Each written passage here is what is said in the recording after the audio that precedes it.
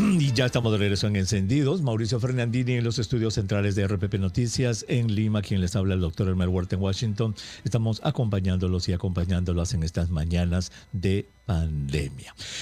Tenemos con nosotros al ministro de Salud, al doctor Hernando Ceballos, a quien lo saludamos a la distancia.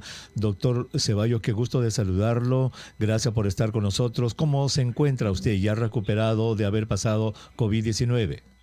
Sí, afortunadamente sí, doctor Huerta, es un gusto saludarlo a usted y sí, ya estamos prácticamente contando los días de aislamiento para reincorporarnos físicamente, ¿no? Realmente esta presentación del COVID no nos ha impedido seguir trabajando, afortunadamente, ¿no?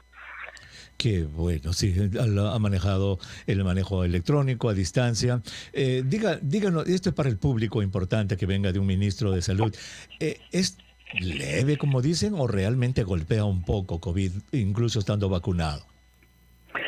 Bueno, en mi caso, que tengo las 3 dosis, a pesar que tengo comorbilidad, y eso me preocupaba un poquito, doctor Huerta, pero sin embargo, fueron 2 días donde hubo un poco de malestar, tos más o menos insistente, congestión nasal, pero luego rápidamente fueron alejándose los síntomas, ¿no? Después del tercer día, la verdad que me empecé a sentir bastante mejor, no tuve fiebre en ningún momento, así que en este momento la verdad me siento bastante bien y tengo ya 5 días de evolución, ¿no?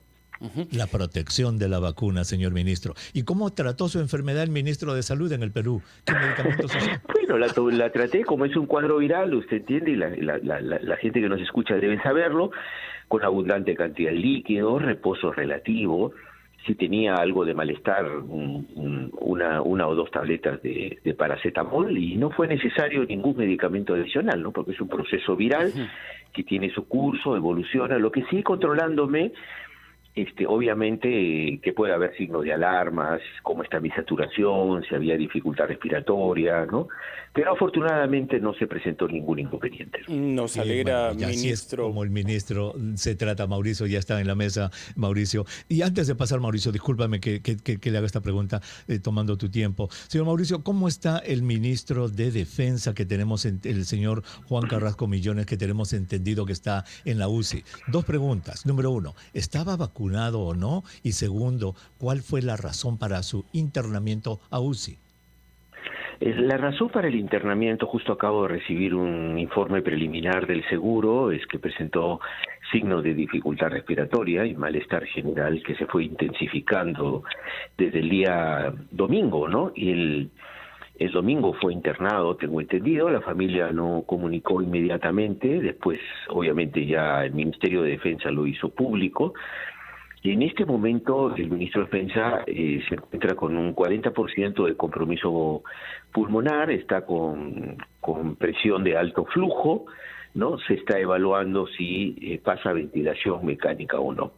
El señor ministro de Defensa tenía 2 dosis aplicadas, una el 10 de diciembre y otra el 31 de diciembre, que como usted sabe, doctor Huertas, si bien la vacuna por lo general genera defensa después de la segunda hasta la tercera semana, era justamente el tiempo que el ministro tenía de haberse aplicado la segunda dosis. Así que es probable que hayan 2 factores. Primero, la cercanía de la segunda dosis al contagio, y lo que estamos viendo es si hay algún factor agregado. El ministro nos comentó en alguna oportunidad que él tenía un tema de salud que le impedía vacunarse en el momento que correspondía, porque él es un hombre joven, tiene 45 años, ¿no? Así que eso estamos evaluando y esperando la información complementaria del seguro, ¿no?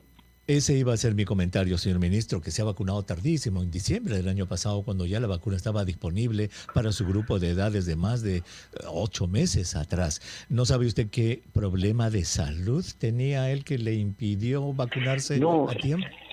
No hemos pedido ese reporte, todavía no nos llegan. Sé que tenía un problema de salud, pero no tengo la certificación de cuál era realmente la patología que puede haber impedido que él se vacune antes o que tenga que ver con el cuadro que ahora está presentando. Pero todo indica que la falta de una segunda dosis a tiempo puede haber tenido que ver con esto. Y de una tercera, ¿verdad? Porque sabemos que la tercera dosis es sumamente importante. Mauricio, discúlpame, por favor. Mauricio. Gracias, doctor Huerta. Buenos días, ministro. ¿Cómo está, Mauricio? ¿Cómo le va? Gracias.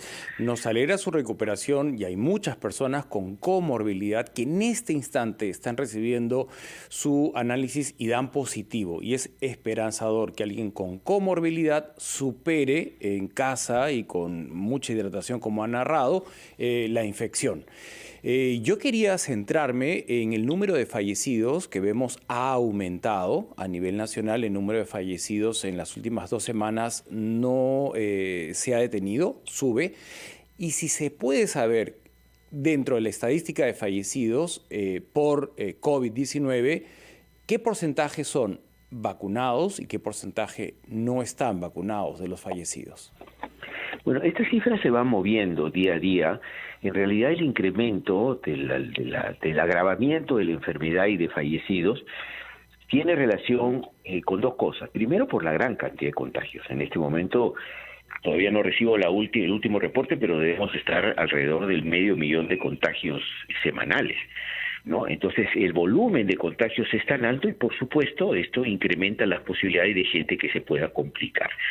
El 92% de las personas que están en cuidados intensivos son no vacunadas. Este es el tema.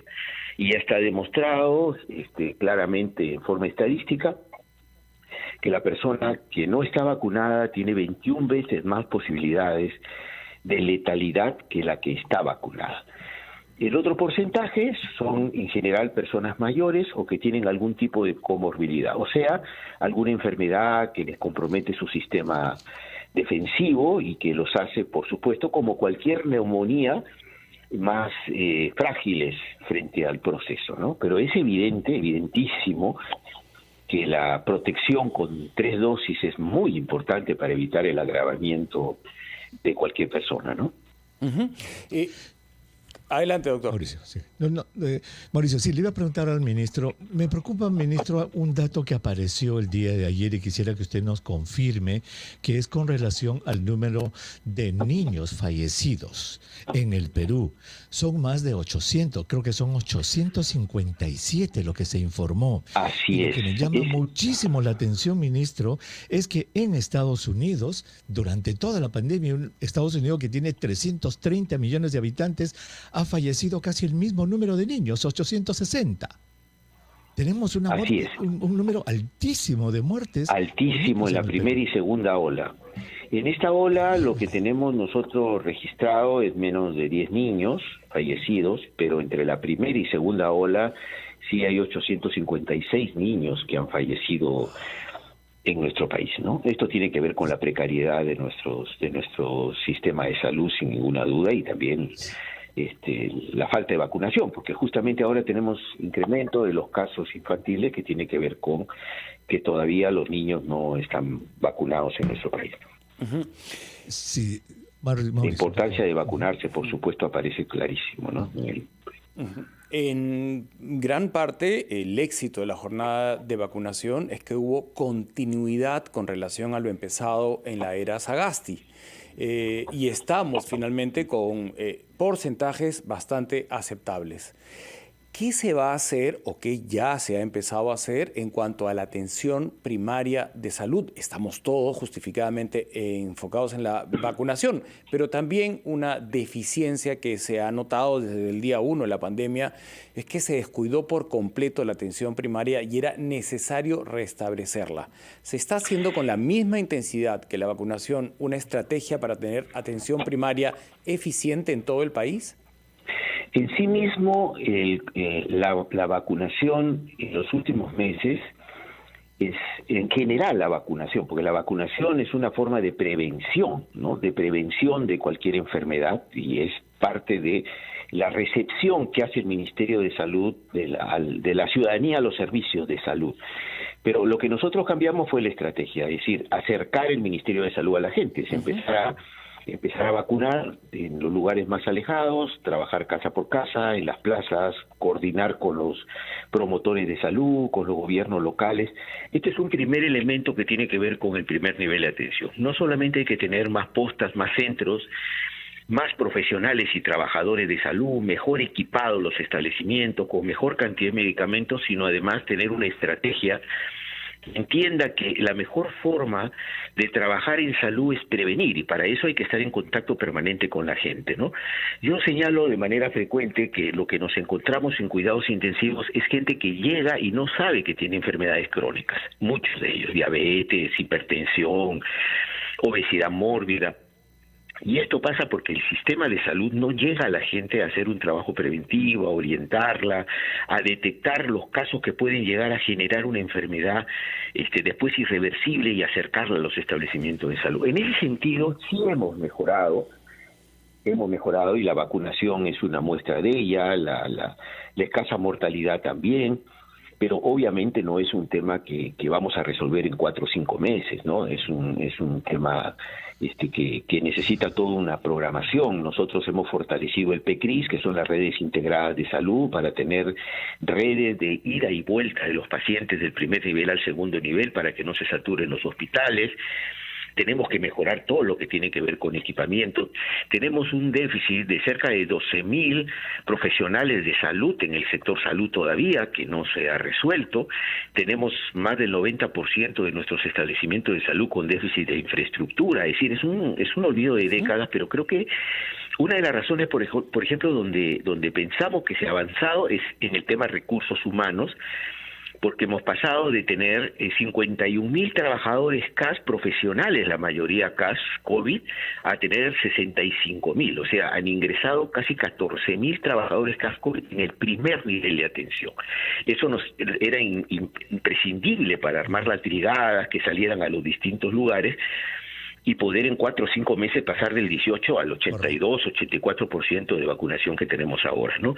El tema es estabilizarlo, el tema es trabajar por un sistema de salud más unificado, trabajar mejor con la seguridad social, con las Fuerzas Armadas y con el sector privado en este primer nivel de atención, mejorar la realidad de nuestros recursos humanos. Todavía tenemos un sistema de formación de recursos humanos calificados muy deficiente. No olvidemos que cuando empezó la pandemia teníamos 700 intensivistas, de los cuales 500 estaban en Lima, 300 trabajaban solo en el sector privado, mientras Colombia, por ejemplo, tenía 3.500 intensivistas, ¿no? Teníamos 200 camas de cuidados intensivos y Colombia tenía 5.000 camas de cuidados intensivos. Es decir, sí, pues, acá tenemos que revertir la necesidad de fortalecer el primer nivel de atención de manera decidida. Y en eso estamos, porque obviamente se necesita no solo estrategia, sino recursos, ¿no? Sí. Pero ese es el camino que tenemos que recorrer para devolver el derecho a la salud a la gente, ¿no? Sí. Pues de verdad, muchísimas gracias, señor ministro, por haber estado con nosotros. Nos alegra que usted esté bien de COVID-19. Gracias por la información sobre el ministro del Interior y también felicitaciones por la vacunación infantil que se inició el día de hoy. Y lo hemos dicho en varios programas aquí en RPP Noticias, el acierto principal suyo fue mantener el equipo, mantener la línea, un raro ejemplo de mantener una política de Estado en el Perú. Muchísimas gracias por haber estado con nosotros, señor ministro. Hasta una a próxima ustedes, muy oportunidad. amables. Muchas gracias. Muy buenos días. Gracias. Un abrazo, gracias.